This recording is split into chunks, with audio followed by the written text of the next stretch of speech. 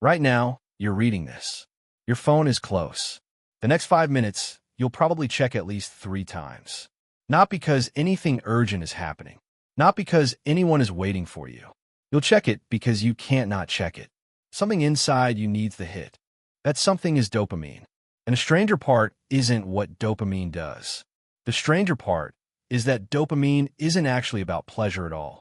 What you think dopamine does and what it really does are so different that understanding the gap might rewire how you experience desire, boredom, and motivation for the rest of your life. Let's start with the rat. In 1954, two neuroscientists named James Olds and Peter Milner made one of the most disturbing discoveries in the history of brain science.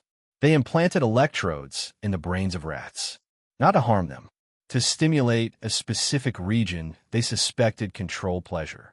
The rats learned how to press a lever that sent a tiny electric pulse through that electrode. And here's where it gets dark. The rats pressed that lever. Again, again, again, again. They pressed it for hours. They ignored food. They ignored water. They ignored other rats. They pressed the lever until they collapsed from exhaustion. Then they woke up and pressed it again. Olds and Milner thought they'd found the pleasure center of the brain, the seat of reward. They named it the pleasure circuit, but they were wrong about what it meant.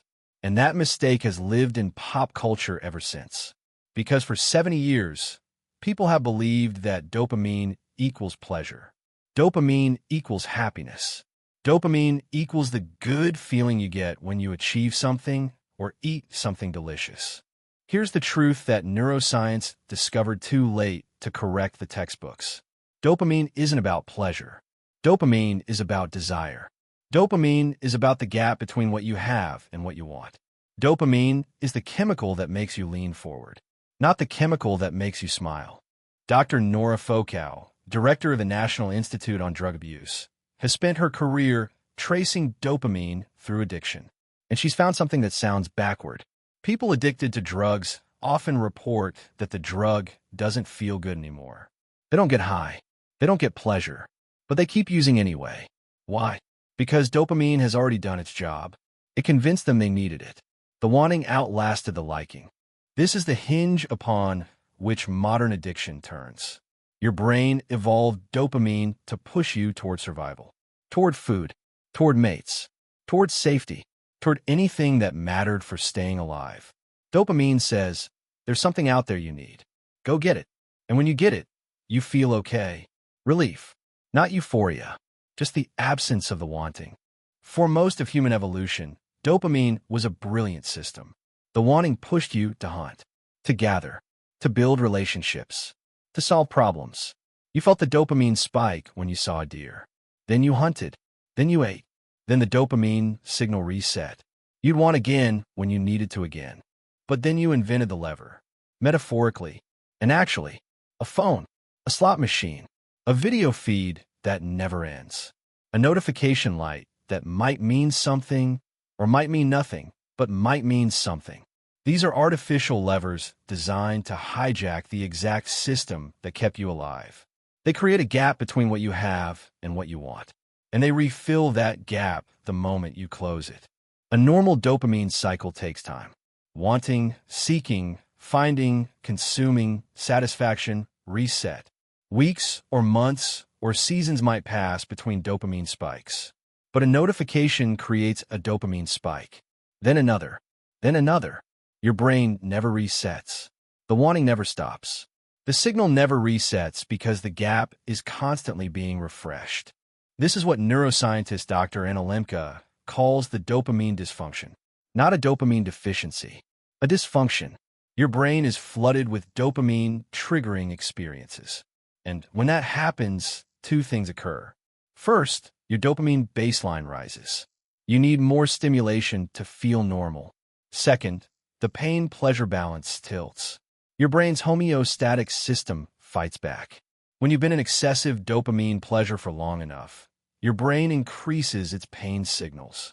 Withdrawal, anhedonia, the inability to feel pleasure at all. This is why you can binge a season of television in 2 days and then feel hollowed out for a week. This is why social media scrolling can feel increasingly empty even as you scroll harder. This is why the reward never comes even though you keep chasing it. The dopamine lever is working perfectly. It's just not connected to anything good anymore. Your brain has a set point, a baseline of contentment. And dopamine's job is to nudge you away from that baseline when something actually matters. Genuine hunger, real danger, meaningful work, deep connection. These things still trigger dopamine. But they trigger it against a landscape where your baseline has been artificially elevated by constant micro-rewards. So you sit at dinner with friends and can't focus because the gap between your baseline and their conversation feels too small. You achieve something at work that once would have felt like victory, but dopamine barely registers because your brain expected something better. You keep pushing toward harder drugs, faster games, more extreme content, because your dopamine system has stopped believing anything is worth the wanting. Here's what almost no one tells you about getting off the dopamine treadmill. It doesn't feel good. It feels terrible, because dopamine doesn't make good things feel good.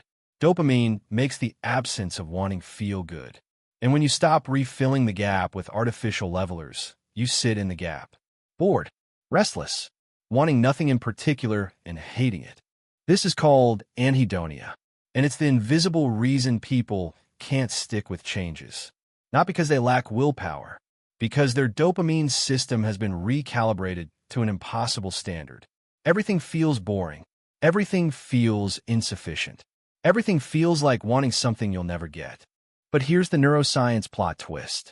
Your dopamine baseline isn't permanent. It's plastic. It resets. Not in days. Not in weeks. Usually months. But it resets.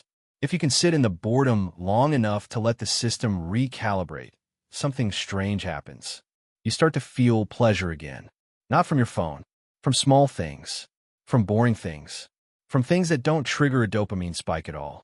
A cup of coffee, a conversation, a solved problem, a completed task. The wanting starts again, but from a baseline that remembers what actually matters.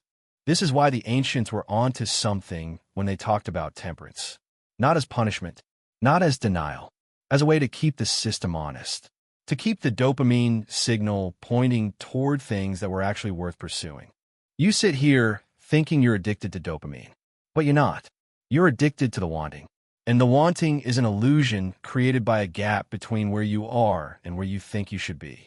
Close enough gaps, pause long enough, sit in the discomfort, and something ancient in your brain remembers how to want things that matter again.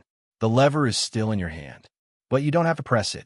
And that choice, small as it seems, might be the most radical dopamine spike you've felt in years.